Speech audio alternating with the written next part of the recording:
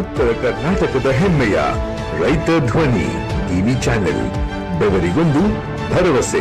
ರಾಜ್ಯ ರಾಜಕಾರಣದಲ್ಲಿ ಇಂದು ವಿವಿಧ ಪ್ರಮುಖ ವಿಚಾರಗಳ ಕುರಿತು ಮಾಜಿ ಮುಖ್ಯಮಂತ್ರಿ ಹಾಗೂ ಸಂಸದ ಬಸವರಾಜ ಬೊಮ್ಮಾಯಿ ಅವರು ಬೆಂಗಳೂರಿನಲ್ಲಿ ಮಾಧ್ಯಮಗಳೊಂದಿಗೆ ಮಾತನಾಡಿದ್ದು, ಸರ್ಕಾರದ ವಿರುದ್ಧ ಹರಿಹಾಯ್ದಿದ್ದಾರೆ.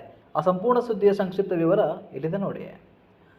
ಚಾಮರಾಜನಗರ ಜಿಲ್ಲೆಯ ಹನೂರು ತಾಲೂಕಿನಲ್ಲಿ ಅರಣ್ಯ ಸಿಬ್ಬಂದಿಯಿಂದ ನಡೆದ ಹತ್ಯೆ ಪ್ರಕರಣಕ್ಕೆ ಸಂಬಂಧಿಸಿದಂತೆ ಇದು ಕೋಲ್ಡ್ ಬ್ಲೇಡೆಡ್ ಮರ್ಡರ್ ಆಗಿದ್ದು, ನ್ಯಾಯಾಲಯದ ಮೇಲ್ವಿಚಾರಣೆಯಲ್ಲಿ ಎಸ್ಐಟಿ ತನಿಖೆ ನಡೆಸಬೇಕು ಎಂದು ತಪ್ಪಿತಸ್ಥ ಅಧಿಕಾರಿಗಳನ್ನು ಕೂಡಲೇ ಅಮಾನತು ಮಾಡಬೇಕು ಎಂದು ಬಸವರಾಜ ಬೊಮ್ಮಾಯಿ ಒತ್ತಾಯಿಸಿದ್ದಾರೆ. ಯಾವ ಟ್ರಾನ್ಸಾಕ್ಷನ್ ಮೇಲೆ ಎಸ್ಐಟಿ ಕೊಟ್ಟಿದೆ ಅದೇ ಟ್ರಾನ್ಸಾಕ್ಷನ್ ಮೇಲೆ ಇಡಿ ಚಾರ್ಜ್ ಶೀಟ್ ಹಾಕಿದೆ. ತನಿಖೆ ಅಲ್ಲ, ಚಾರ್ಜ್ ಶೀಟ್ ಆಗಿದೆ. ಚಾರ್ಜ್ ಶೀಟ್ ಆದಂಥ ವ್ಯಕ್ತಿನ ನೀವು ಮಂತ್ರಿ ಮಾಡ್ತೀರ. FIR ಇದ್ದಿದ್ದು, ಕಂಪ್ಲೇಂಟ್ ಇರುವುದು, ಬೇಲ್ ಮೇಲೆ ಬಂದಿರೋ ವಿಚಾರ ಬೇರೆ, ಅದು ಚಾರ್ಜ್ ಶೀಟ್ ಆಗಿದೆ. ಹಾಗೆಯೇ ನೈಸ್ ಯೋಜನೆಯಲ್ಲಿ ಹಲವು ನ್ಯೂನತೆಗಳಿದ್ದು, ಅತಿಯಾದ ಟೋಲ್ ವಸೂಲಿ ಹಾಗೂ ಸಂತ್ರಸ್ತ ರೈತರಿಗೆ ಸರಿಯಾದ ಪರಿಹಾರ ಸಿಗದೆ ಹಿನ್ನೆಲೆಯಲ್ಲಿ ಈ ಕುರಿತು ಸರ್ಕಾರ ಸಮಗ್ರ ತನಿಖೆ ನಡೆಸಿ ಮರುಪರಿಶೀಲನೆ ಕೈಗೊಳ್ಳಬೇಕು ಎಂದು ಆಗ್ರಹಿಸಿದರು. ಅತ್ಯಂತ ಬೇಜವಾಬ್ದಾರಿಯಾಗಿ ಅರಣ್ಯ ಇಲಾಖೆ ನಡ್ಕೊಂಡು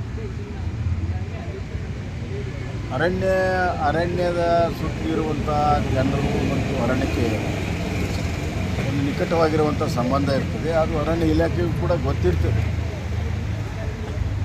ಬಹುತೇಕವಾಗಿ ಅಲ್ಲಿರೋ ಗಾರ್ಡ್ಸ್ಗೆ ಮತ್ತು ಲೋವರ್ ಲೆವೆಲ್ ಅರಣ್ಯ ಅಧಿಕಾರಿಗಳಿಗೆ ಊಹಿಸುವಂತೂ ಕೂಡ ಗೊತ್ತಿರ್ತದೆ.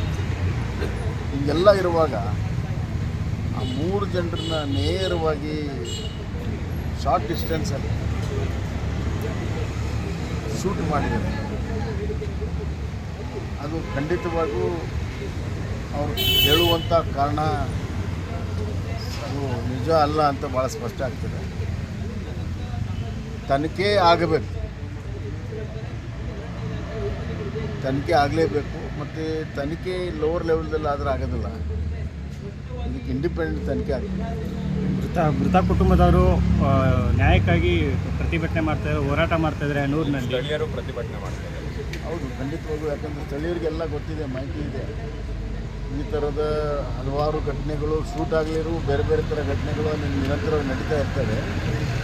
ಹೀಗಾಗಿ ಒಂಥರ ಹ್ಯಾರಾಸ್ಮೆಂಟ್ ಇದೆ ಅಲ್ಲಿ ಲೋಕಲ್ ಜನರಿಗೆ. ಅದೆಲ್ಲವೂ ಕೂಡ ಈಗ ಒಳಗುಣ ಆಗಿ ಫಾರೆಸ್ಟ್ ಅಧಿಕಾರಿಗಳ ವಿರುದ್ಧ ಮತ್ತು ಹೇಳಪ್ಪ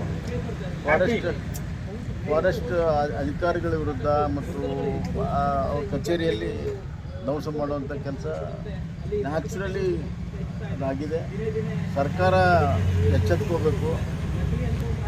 ಕೂಡಲೇ ಅವ್ರನ್ನೆಲ್ಲರನ್ನೂ ಕೂಡ ಸಸ್ಪೆಂಡ್ ಮಾಡಬೇಕು ಮತ್ತು ಇಂಡಿಪೆಂಡೆಂಟ್ ಕೋರ್ಟ್ ಸಲ್ಲಿಕೆಯಾಗಿರುವ ವ್ಯಕ್ತಿಯನ್ನು ಸಂಪುಟಕ್ಕೆ ಸೇರ್ಪಡೆ ಮಾಡಿರುವುದು ನೈತಿಕತೆಗೆ ದೂರವಾದದ್ದು ಎಂದು ಪ್ರಶ್ನಿಸಿದ ಅವರು, ಸಂಪುಟದಲ್ಲಿ ಮಹಿಳಾ ಸಚಿವರು ಇಲ್ಲದಿರುವುದು ಸರ್ಕಾರದ ಧೋರಣೆಯನ್ನು ತೋರಿಸುತ್ತದೆ ಎಂದರು. ಜೊತೆಗೆ ವಂದೇ ಮಾತರಂ ಗೀತೆಗೆ ಅವಮಾನ ಮಾಡಿರುವ ಆರೋಪದ ಕುರಿತು ಮಾತನಾಡಿ, ಇದು ಅವರ ರಾಷ್ಟ್ರೀಯತೆಯ ವಿರೋಧಿ ಮನಸ್ಥಿತಿಯನ್ನು ತೋರಿಸುತ್ತದೆ ಎಂದು ತೀವ್ರವಾಗಿ ಟೀಕಿಸಿದರು. ರಾಜ್ಯ ರಾಜಕೀಯದ ಈ ಇತ್ತೀಚಿನ ಪ್ರಮುಖ ಬೆಳವಣಿಗೆಗೆ ಹೆಚ್ಚಿನ ಮಾಹಿತಿಗಾಗಿ ನಮ್ಮ ರೈತ ಧ್ವನಿ ಚಾನೆಲ್ನ ಸಬ್ಸ್ಕ್ರೈಬ್ ಮಾಡಿ. ನಾನು ಶಶಾಂಕ್ ಕಾರ್ಕೆ.